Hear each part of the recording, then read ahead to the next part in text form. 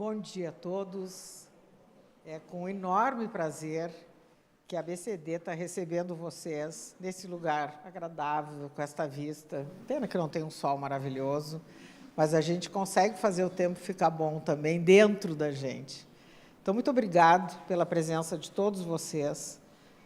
É com muito prazer que a gente organiza esses encontros. E eu estava vindo para cá e pensando que nós estamos no 18º.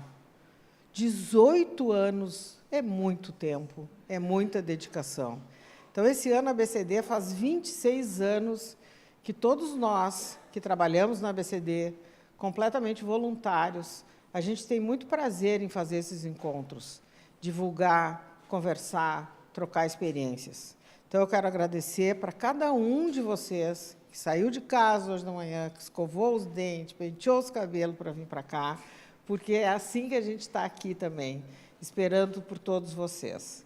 Então, a gente tem uma agenda que foi montada de uma maneira que eu fiquei pensando e conversando com o meu time da diretoria, que eu acho que todo paciente quer saber, assim, como é que eu faço o diagnóstico? Como é que eu trato isso? Doutor, o que eu posso comer? Então, é uma agenda que a gente fez pensando em vocês e tentar ao máximo da gente resolver algumas dúvidas, todos nós juntos nesse momento. Então, eu gostaria agora de convidar a doutora Luciana Guedes, que vai fazer a moderação do nosso evento. A doutora Luciana Guedes é médica, é a nossa nova diretora executiva de planejamento da ABCD, e ela vai moderar essa nossa manhã. Muito obrigada.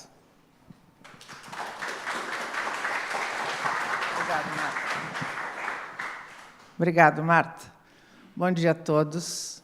Então, estendo os agradecimentos da doutora Marta a todos vocês, a cada um de vocês. Queria aqui fazer um agradecimento muito especial à Nestlé, à Lívia, à Mariana, ao time que eu acabei de conhecer, queridas. Gostaria, assim, mais do que tudo, de agradecer a grande responsável pela execução de todas as atividades, de todos os eventos da ABCD, que é a senhora Eliana Alves, com o seu time também, da Congress Eventos.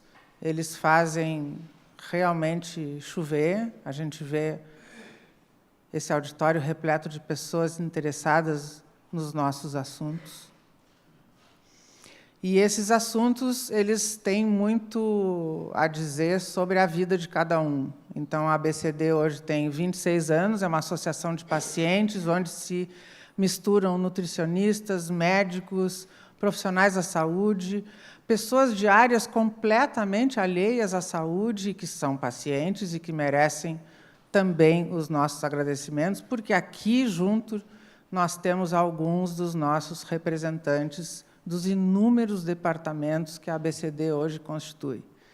Então, seria demais aqui eu falar o nome de cada um, mas eu também gostaria de agradecer muito pela presença de vocês. Temos gente do Conselho Fiscal, do Departamento de Nutrição, enfim. Pessoal, sem maiores delongas, aqui eu queria reforçar o nosso compromisso com a informação. A ABCD, para o ano de 2025, tem novamente o propósito de entregar a melhor informação sobre a vida. E sobre a vida, isso tudo significa algo imensurável, muito maior do que as doenças, e qualidades que cada um de vocês traz para aqui, nesses eventos, nos ensinar a melhor comunicar a grande informação sobre a vida. A agenda de hoje é repleta de um material cuidadosamente desenvolvido por 3 grandes profissionais que fazem parte da diretoria da ABCD. Então, vamos lá. Nós tivemos um pequeno atraso por conta de muito afeto, muitos abraços e uma recepção calorosa de nós para vocês, de vocês para nós, e isso é maravilhoso. Depois disso, a abertura da doutora Marta, que foi muito breve, a minha eu acabo me estendendo sempre, e aqui eu quero convidar a doutora Marta Machado para trazer a nós todos a primeira aula de hoje. A doutora Marta é a presidente da ABCD. Ela tem um currículo que não dá para falar aqui, porque a gente vai ficar uma semana falando, mas ela é presidente da Associação Brasileira de Colite Ulcerativa e Doença de Crohn, ela é gastroenterologista, ela é endoscopista, ela é professora da Faculdade de Medicina da Pontifícia Universidade Católica do Rio Grande do Sul, ela é coordenadora de um ambulatório do Sistema Único de Saúde, que tem... Quantos anos, Marta? 20 anos. E ali existem mais de 5.000 pacientes que ensinam a nós, médicos, aos profissionais de saúde, todos os dias, como é a vida. Com a palavra, a doutora Marta. Muito obrigada.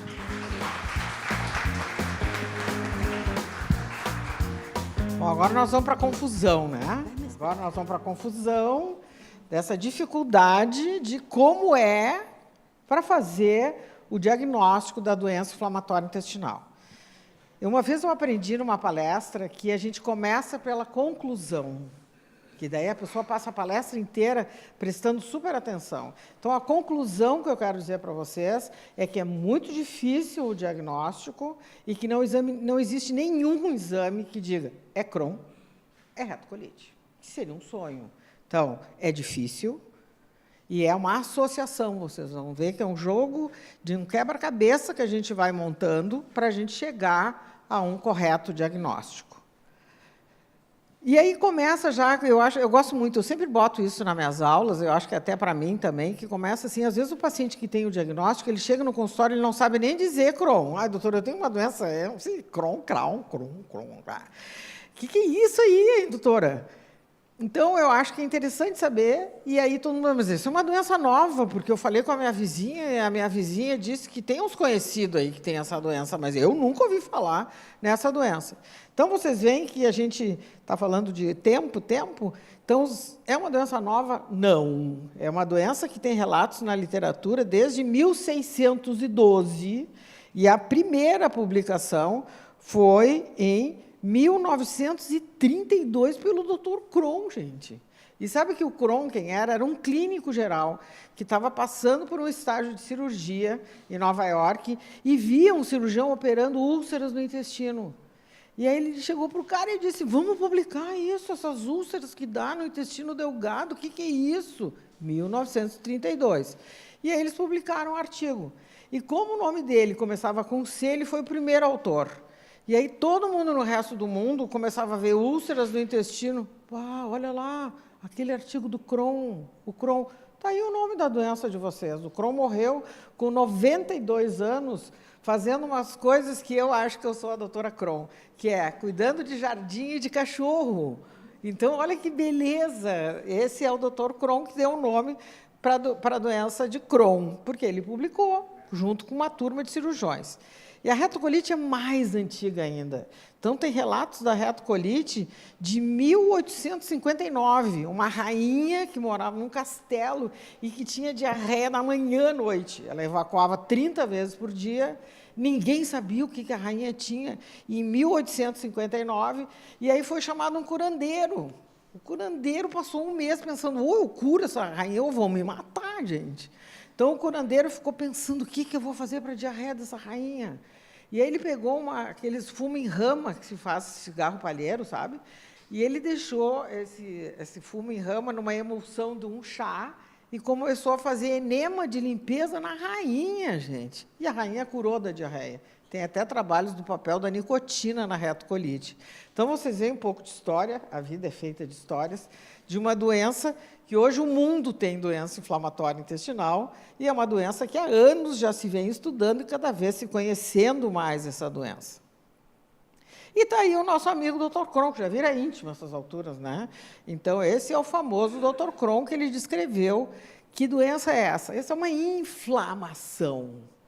Não é uma infecção, não é loucura, não é nada. É uma inflamação, o Dr. Crohn já estava nos dizendo isso, que pode se manifestar da boca ao ânus, crônica e que deixa cicatrizes.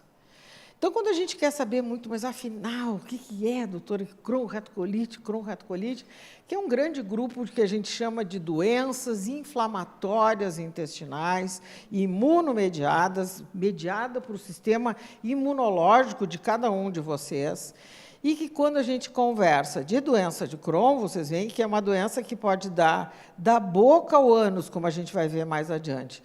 E, quando a gente fala de retocolite ulcerativa, o nome já diz o reto, que é esse finalzinho do intestino que está inflamado, e que pode pegar só um pedacinho do intestino grosso, a gente está falando, só do lado esquerdo, ou pode pegar todo o intestino grosso.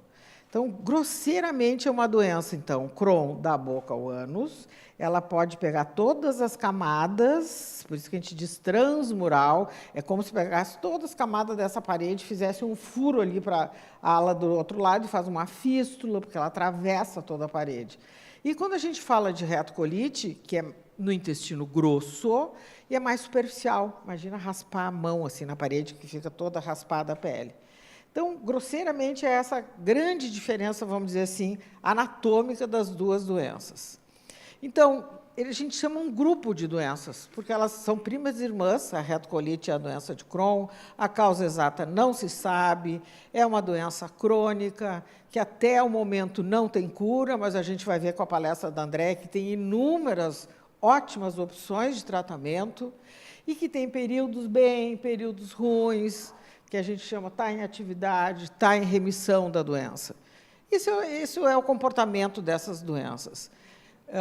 Então, basicamente, para vocês entenderem que, às vezes, o paciente quer muito saber retocolite ou Crohn, às vezes a gente chama até de colite não classificada, que às vezes a gente não tem bem certeza de qual é, e que, no final, como o tratamento é muito parecido, como vocês vão ver, não muda muito, às vezes, quando não tem nenhum planejamento cirúrgico, saber qual é. Então, como é que a gente faz o diagnóstico? Em primeiro lugar, eu só acredito numa coisa na vida, que é conversar, que é escutar o paciente, que é fazer uma história bem feita, que é conversar ao máximo, deixar o paciente falar, porque é muito difícil um diagnóstico, que diarreia, o mundo tem diarreia. O mundo tem diarreia. Hoje, se a gente comer alguma coisa, eu digo, foi num casamento e comer uma maionese falsificada, contaminada, amanhã de manhã todo mundo que estava nesse casamento vai ter diarreia, vai ter dor de barriga. E é difícil. Só que a gente tem essa história, olha, doutora, eu nunca tive nada, meu intestino funciona super bem. No dia 20 eu fui num casamento, comi alguma coisa que me fez mal. Tive 5 dias de diarreia, pode até vir um pouquinho de sangue. Fiquei bem depois. O senhor teve uma gastroenterite? Não, doutora, eu estou há 1 ano e meio, tendo ciclos, já tirei o café, já tirei meu marido de casa, já tirei a minha filha de casa, já troquei de emprego, já tirei o leite, já tirei o glúten. Então, o paciente faz de tudo antes, achando que isso vai passar, e não passa. Então, a gente tem que escutar o que o paciente diz, como é que é, há quanto tempo, como é que era o hábito intestinal antes, se viajou, se tomou algum remédio diferente, como é que está a vida dele. Então, a gente vai fazendo perguntas e, claro, que depois vai um funilzinho, que a gente vai perguntando, na boca o senhor teve alguma coisa, na pele o senhor teve alguma coisa, e vamos para a parte fundamental, que eu, como médica, digo que está sendo esquecida, que é um exame físico bem feito. Vamos examinar o paciente, vamos palpar o abdômen, vamos olhar a boca, porque às vezes tem indícios na boca, várias aftas de repetição na boca, o seu olho já ficou, alguma vez muito inflamado. Agora eu não consigo voltar aqui. Como se pode voltar para mim, porque aqui só tem uma flecha de ir mais para aqui. O seu olho já ficou alguma vez inflamado? Vamos olhar uma região que... Ah, não, doutora, os gaúchos detestam tirar a bombacha. Eles chegam de bota e bombacha no consultório. E aí eu digo, olha, eu quero olhar a sua região perianal, mas nem morto. Ah, não, doutora, a senhora está louca? Então, assim, às vezes, na região perianal, a gente tem indícios dessa doença, mas olha que para o gaúcho tirar as botas e baixar as bombachas não é moleza. Mas vocês veem que isso a gente tem que explicar para o paciente. Olha, em volta do ânus, às vezes, tem sinais dessa doença, como a gente está vendo na foto, que se chama plicoma. Puxa, mas eu estou jogo duro. Que se chama plicoma anal, a gente vê umas fissuras, a gente vê umas secreções. Tem que contar isso para o médico, porque se não diz, a gente não sabe, não vai atrás. Então, conversar bem sobre a doença, fazer um bom exame físico, olhar a região perianal e a gente vai montando esse quebra-cabeça. Porque os sintomas, às vezes, vocês veem, são parecidos. Dor abdominal, diarreia, emagrecimento, náusea, estufamento. E os aspectos clínicos, às vezes, podem ser bem sobrepostos, sabe? A doença de Crohn faz mais fístula, faz mais abscesso, a retocolite dá mais diarreia, parece um muco, assim, uma clara de ovo, com um pouco de sangue, porque realmente o paciente diz, doutor, eu evacuo, parece uma inflamação. E é bem isso mesmo que o paciente tem que falar, a sua linguagem, como que ele interpreta e como que ele está sentindo. Como é que é a dor, como é que é a diarreia, é de dia, é mais de noite, é depois que come, que isso tudo a gente vai conversando com o paciente. E aí fica assim, mas de onde é isso, doutora? Mas de onde é que me veio essa doença? A gente não sabe. A gente diz que é uma doença multifatorial. Tem fatores genéticos muito estudados hoje em dia, tem fatores ambientais. Depois a gente vai ter uma palestra com a nutricionista, que hoje a gente come produtos que, às vezes, provocam inflamação. A gente tem uma dieta completamente industrializada, com vários agentes, vamos dizer assim, tóxicos. Eu sempre digo que antes a minha mãe dizia, toma rápido esse leite, porque senão ele vai talhar. Hoje, o supermercado, o leite fica 6 meses na prateleira.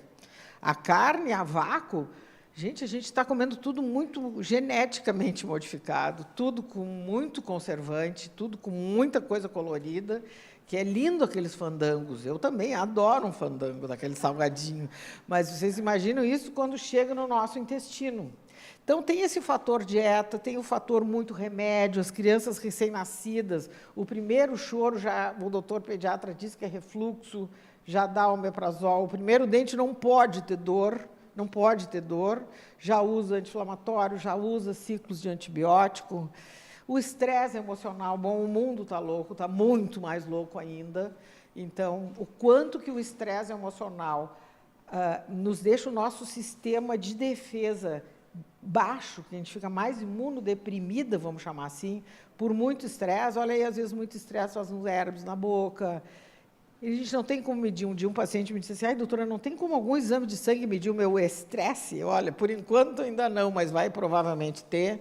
A microbiota intestinal, a gente tem milhares de bactérias dentro do nosso intestino, umas super protetoras que estão ali para nos cuidar, e umas outras que são agressoras, que provocam a inflamação. Então, ocorre um desequilíbrio aí dentro. Então, os bandidos tomam conta, e os mocinhos vão-se embora. Então, a gente tem uma alteração dessa microbiota intestinal, vocês veem, é um monte de coisa. E o que a gente tem é um intestino que ele é normal, olhando, que existe um processo inflamatório, vamos dizer assim, benéfico e equilibrado dentro dele, que é que nem olhar a boca no espelho, vermelhinha, lisinha, se transforma numa mucosa completamente inflamada. Então, o papel da microbiota, que também no futuro eu acho que isso tem muito estudo, cada vez mais, a gente vai aprender mais sobre a microbiota intestinal. O que a gente vê é que essa microbiota, que são as bactérias que vivem dentro do intestino da gente, quando está em equilíbrio, a gente tem um intestino normal. E quando existe essa alteração de flora ou seja, ela promove a inflamação, ocorre essas diferentes características dessa inflamação. Então, da doença de Crohn, como eu disse para vocês, da boca ao ânus. Isso assusta um pouco quando a gente diz, pode dar na boca? Pode dar no estômago? Pode. E conforme a inflamação tá, o paciente vai ter um sintoma. Por isso que às vezes é difícil o diagnóstico. Então, tem alguns pacientes, por exemplo, que a doença está só no intestino delgado, que é a tripa fina do intestino, e que ela é longa, o paciente pode chegar só com diarreia, desnutrido. Ou se a doença está mais alta, assim, no estômago, pelo duodeno. Ah, doutora, eu tenho uma dor de estômago, acho que é o meu saldo bancário que está negativo, e o meu estômago dói muito cada vez que eu olho o meu saldo negativo do banco. Então, ele pode ter só dor de estômago. Ah, mas quem é que vai pensar em Crohn? Eu fui no meu médico dizendo que era o meu estômago. Pode ter doença no estômago? Pode ter no esôfago. Olha, doutora, quando eu tomo uma Kaiser Bock, me dói muito aqui quando passa aqui. Quando eu engulo carne seca, então arde aqui.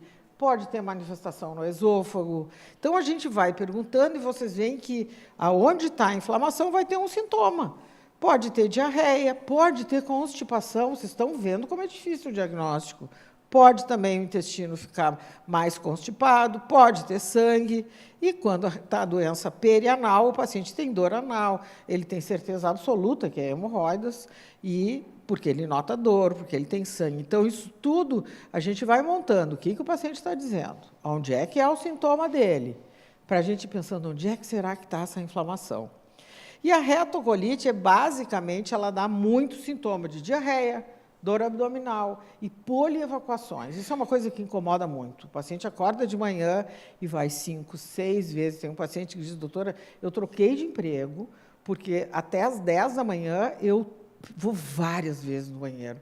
Depois de tarde vai acalmando, porque essa urgência evacuatória, que é muito frequente na retocolite ulcerativa, e que também, se a gente olhar onde está a doença, o paciente pode ter uns sintomas um pouquinho diferentes. Porque ele pode ter só no finalzinho, que é no reto. E aí ele vai ter uma coisa que a gente chama tenesmo, que é a sensação contínua de evacuar. Mesmo que não tenha, o cérebro dele avisa, olha, tem que ir no banheiro, tem que ir no banheiro, tem que ir no banheiro. Por quê? Porque ali o finalzinho está inflamado. E a mensagem que chega no cérebro é, precisa evacuar. Então, tem pacientes que dizem, ai, doutora, o lugar que eu mais amo na minha casa é no vaso sanitário. Eu fico horas ali. Porque realmente dá uma insegurança essa vontade. Será que é vontade de verdade? Será que vai sair algum escape quando eu der algum gazinho saindo?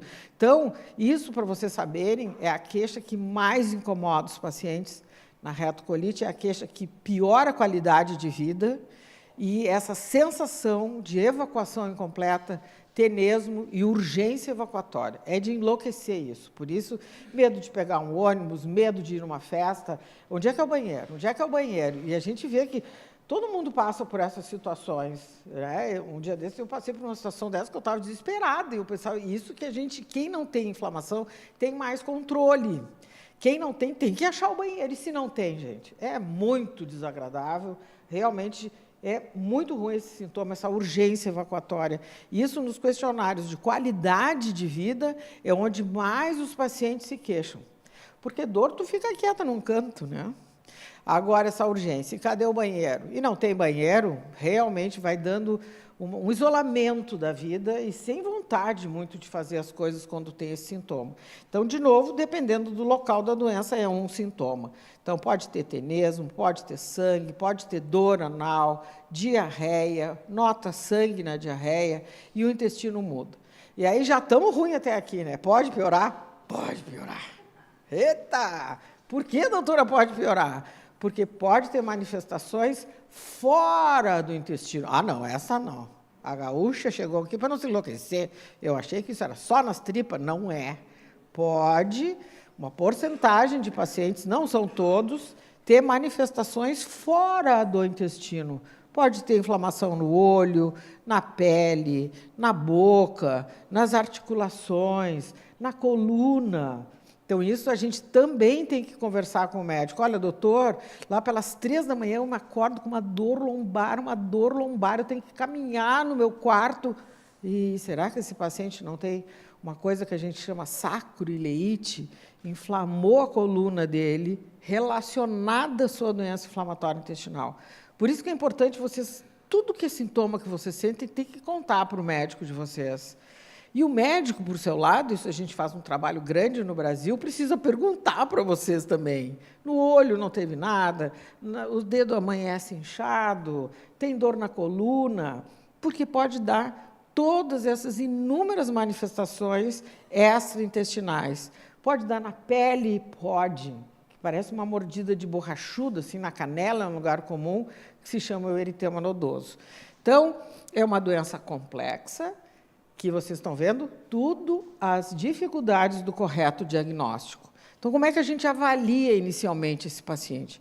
Examina bem, conversa bem, se pede exames laboratoriais, às vezes, bem simples, como ver marcadores inflamatórios no sangue, a gente consegue ver, que é PCR. Vocês que são pacientes já devem ter sabendo bem inúmeras vezes que o médico de vocês pediu PCR, VSG, calprotectina fecal, que é um exame de fezes, que a gente vê se está inflamado ou não. Um exame que vocês adoram, que querem fazer todos os dias, que é a colonoscopia. Ai, que delícia fazer! Então, são os exames endoscópicos, exames radiológicos, a gente tem exame tomografia, ressonância magnética, para ver todo o intestino delgado, que às vezes é mais difícil. Eu vou mostrar alguns exemplos para vocês. Então, vocês veem que tem toda essa cascata de exames laboratoriais, exames de imagens. Muitas vezes, alguns pacientes abrem um quadro precisando de uma cirurgia, já como primeira manifestação, isto acontece, ou no curso da doença.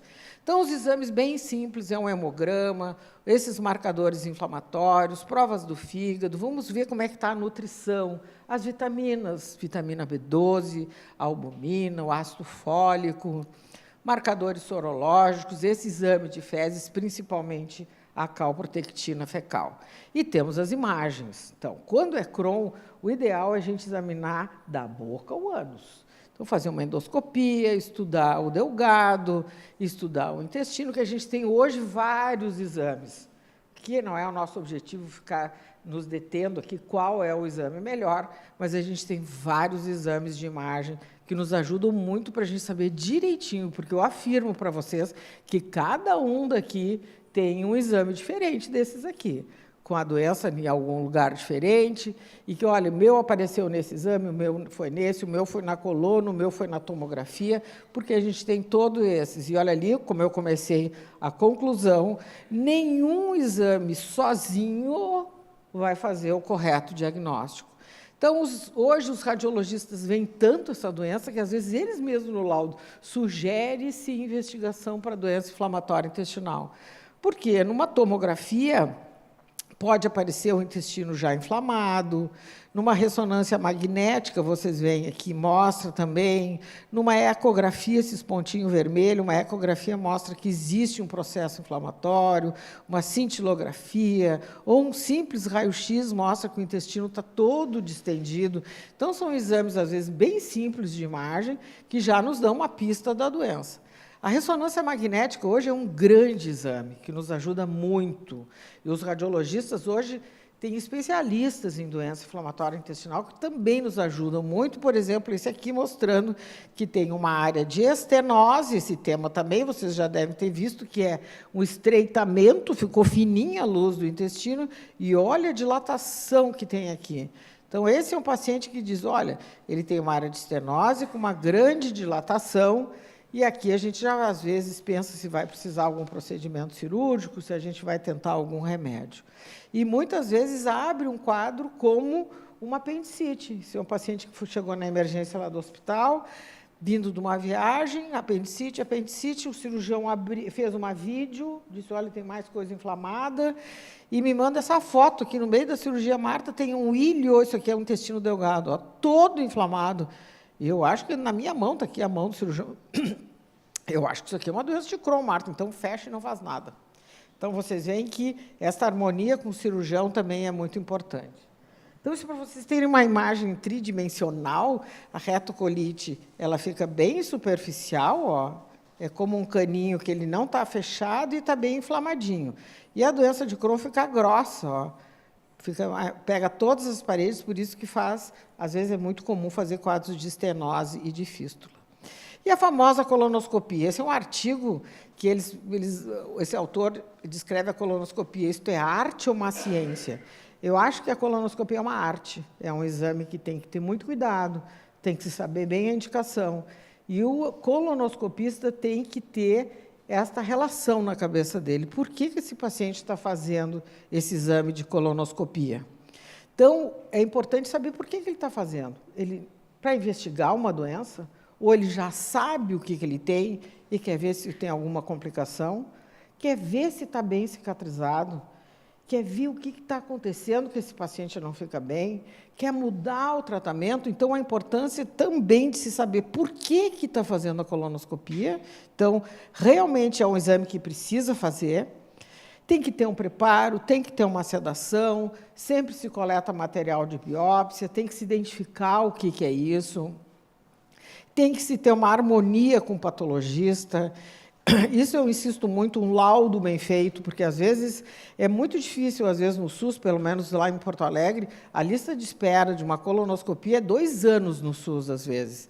E aí o paciente chega com uma coluna, assim, colite. Ai, eu quero morrer. O cara esperou 2 anos, o colega faz um laudo que não me ajuda, não coleta biópsia. Então, é um exame realmente que tem que ter muito cuidado.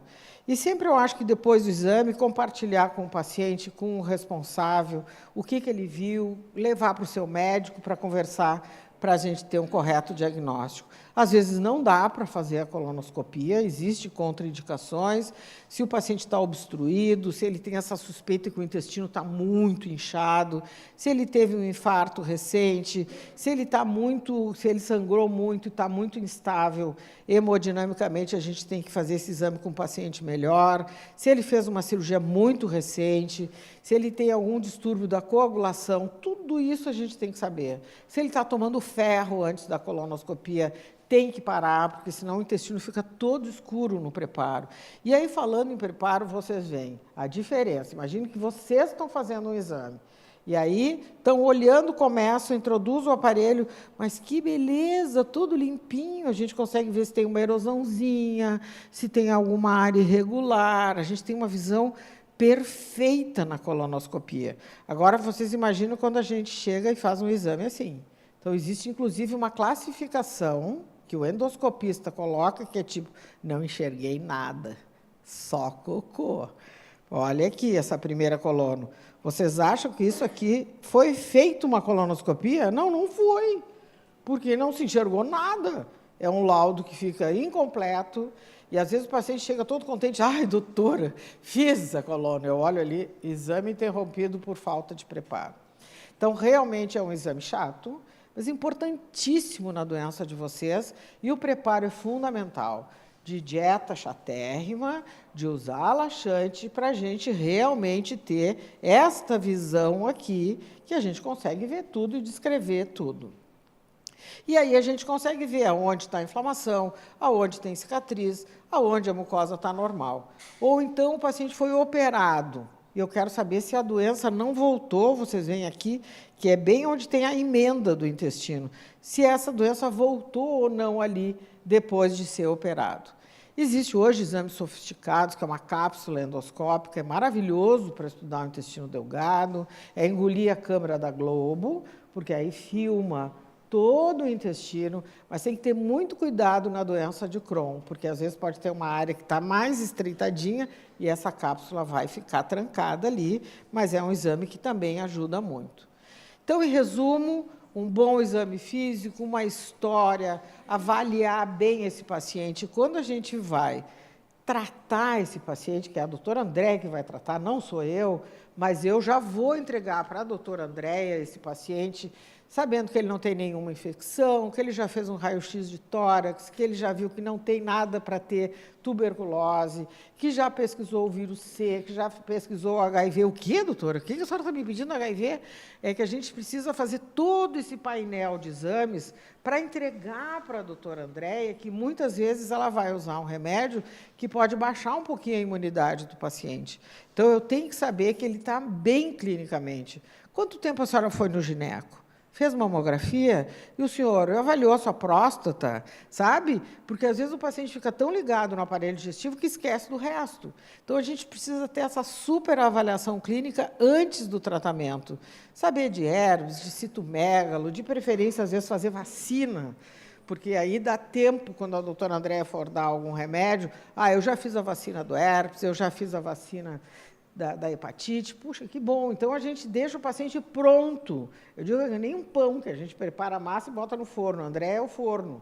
Então, eu entrego o paciente todo bem estável e todo avaliado para a gente escolher qual é o melhor tratamento. Então, encerrando, é difícil o diagnóstico, eu preciso ter todas as manifestações clínicas, eu quero ver o que deu nos exames endoscópicos, de imagem, de sangue, de biópsia, para a gente fazer esse correto diagnóstico, porque, senão, as lesões são muito parecidas. A próxima foto vai ser eu com a minha linguiça, mas a gente ainda não está bem parecida.